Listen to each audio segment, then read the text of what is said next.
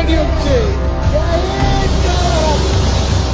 রাতের আধারে এভাবে যুদ্ধযান ও ট্যাঙ্ক যাচ্ছে, আর সেগুলি দেখে প্রত্যক্ষদর্শীদের বলতে শোনা যায় বাংলাদেশের জন্য রেডি হচ্ছে। সামাজিক মাধ্যমে সম্প্রতি ছড়িয়ে পড়া এমন ভিডিও দেখে সহজেই বোঝা যাচ্ছে বাংলাদেশ ইস্যুতে কতটা পেরেশান ভারত।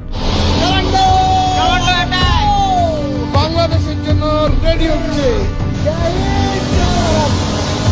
ছাত্র জনতার অভ্যুত্থানে ফ্যাসিস্ট শেখ হাসিনা এবং তার সরকারের শীর্ষ নেতারা ভারতে পালিয়ে যাওয়ার পর থেকে বাংলাদেশে দাবি উঠতে থাকে তাদেরকে ফিরিয়ে আনার। বাংলাদেশ থেকে পালিয়ে যাওয়া ব্যক্তিদের ঠিকানা ভারতে হওয়ায় সংক্ষুব্ধ ছাত্র জনতা ও জুলাই বিপ্লবীরা।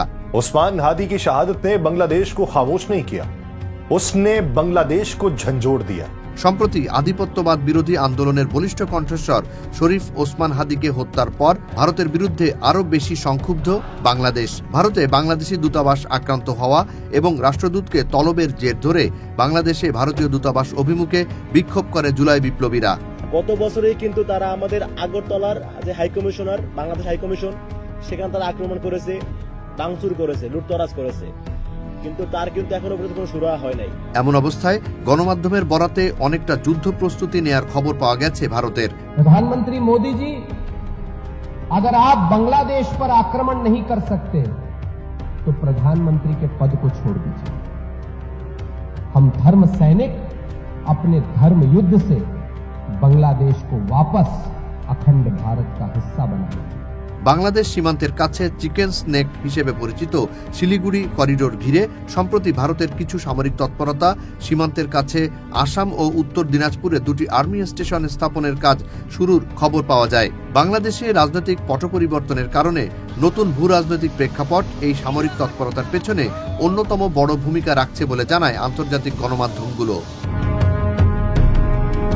এতদিন পশ্চিম ফ্রন্টে বেশি মনোযোগ দিলেও শেখ হাসিনার বিদায়ের পর পূর্ব ফ্রন্টেও বেশি মনোযোগ দিতে হচ্ছে ভারতকে, বিশেষ করে চিকেন স্নেক বা শিলিগুড়ি করিডোরে।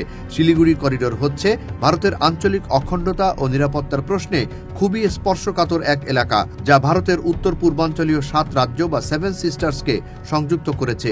আবার এই এলাকায় একাধিক দেশের সঙ্গে ভারতের সীমান্ত রয়েছে। এখানেই থেমে নেই ভারত। 24 ডিসেম্বর মঙ্গলবার বঙ্গোপসাগরে পারমাণবিক সাবমেরিন থেকে একটি মাঝারি পাল্লার ব্যালিস্টিক ক্ষেপণাস্ত্রের পরীক্ষা চালায় ভারত। সাবমেরিন INS আরিঘাট থেকে পরীক্ষামূলক উৎক্ষেপণ করা হয় K4 ক্ষেপণাস্ত্র। পরীক্ষাটি চালানো হয় অন্ধ্রপ্রদেশের বিশাখাপত্তনম উপকূল থেকে। বাংলাদেশের পাশাপাশি চীনের আধিপত্য মোকাবিলাও ভারতের জন্য আগে থেকে গুরুত্বপূর্ণ, কারণ শেখ হাসিনা ক্ষমতায় না থাকায় ভারতের প্রভাব মোকাবিলায় চীনের সাথে সামরিক ও কৌশলগত সম্পর্ক বাড়ছে বাংলাদেশের। এদিকে বাংলাদেশের সাথে পাকিস্তানের সম্পর্ক ইতিবাচকভাবে বৃদ্ধি পাওয়ার প্রমাণ পাওয়া যায়। শরীফ ওসমান হাদি খুন এবং ভারতীয় আধিপত্যের বিরুদ্ধে বাংলাদেশের পক্ষে খুব বেশি সরব পাকিস্তানি মিডিয়া। अब पाकिस्तान और बांग्लादेश का बचा बचा जो है वो उस्मान हादी है। उस्मान हादी को तो शहीद कर दिया, लेकिन उसकी सोच को शहीद नहीं कर सके। आज मुकम्मल तौर पे भारतीय आजादी जो है उसको रिजेक्ट कर चुकी है बांग्लादेश की। ভারতের হুমকি ধামকির জবাবে দেশটির প্রধানমন্ত্রী শেহবাজ শরীফের দল পাকিস্তান মুসলিম লীগের যুব শাখার নেতা কামরান সাইদ তো সরাসরি ভারতকে হুমকি দিয়ে বসেন। তিনি বলেন, বাংলাদেশের উপর যে কোনো আক্রমণের ক্ষেত্রে ভারতকে সর্বশক্তি দিয়ে জবাব দেবে পাকিস্তান সেনাবাহিনী এবং তাদের ক্ষেপণাস্ত্রগুলো। ब्राह्मण साम्राज्य को बड़ा एक क्लियर मैसेज देना चाहता हूं कि अगर अब किसी ने मैली निगाह उठा के बांग्लादेश की तरफ देखा ना, तो पाकिस्तानी अवाम, पाकिस्तानी फौज और हमारे मिसाइल आपसे दूर नहीं है। বাংলাদেশের জন্য রেডি হচ্ছে।